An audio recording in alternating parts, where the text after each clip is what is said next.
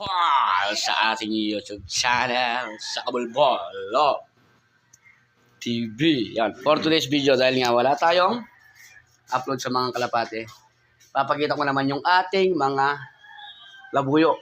Yung mga ginawa na, nag-experiment tayo ng crossbreeding sa mga labuyo. Ito, papakitan natin. Ito yung tatay ng ating mga palahing labuyo.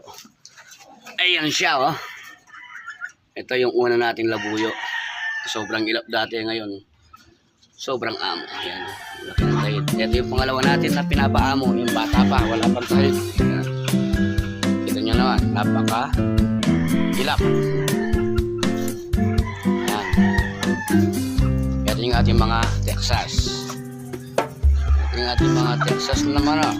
Ayan. Ito, mga bata pa rin to. Ayan. Mga ating mga Texas. 5 months old. 4 months old. Tingnan natin.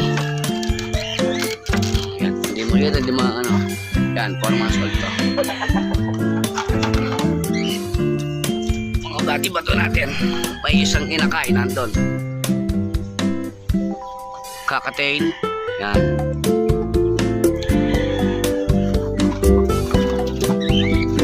Yung alps to natin yun, naglilimlim din doon. May 4 na itlog. Yan. Mga crossbreeding natin ng native at saka mga ang dami yan, 10 yan. 10 mga sisiw, 2 weeks old. Yan.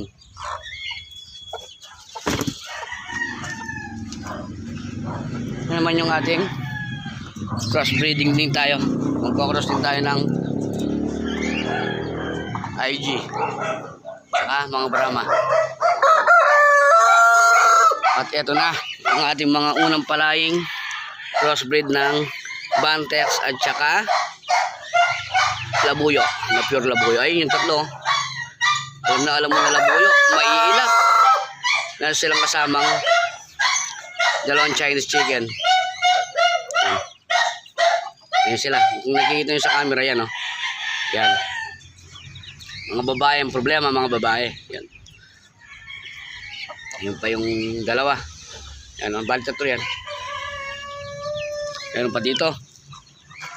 Crossbreed naman tayo ng Texas at saka labuyo. Ito. Ito. Dark red ang kulay. Dalawang problema. Ayan.